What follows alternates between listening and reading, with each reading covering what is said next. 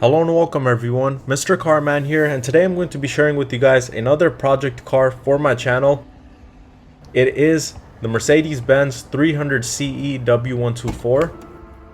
This is a car I've been looking for a long while, and the W124 Coupe is pretty rare in the United States, and I finally got my hands on one, and it does need some work.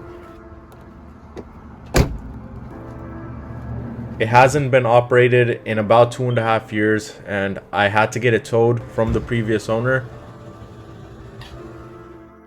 But I'm going to be doing a lot of DIY videos on this, and I'm going to get it back up and running and restore its condition as well to near like new condition, and hopefully be daily driving it real soon as well.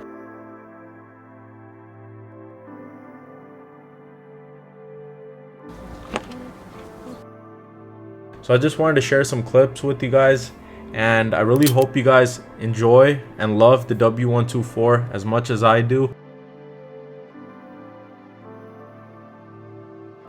And if you guys want to see more videos on this coupe, please make sure to subscribe to the channel, MrCarMAN, and I'll be having a lot more videos on this vehicle as well as my other Mercedes-Benz projects as well, including the R129 SL.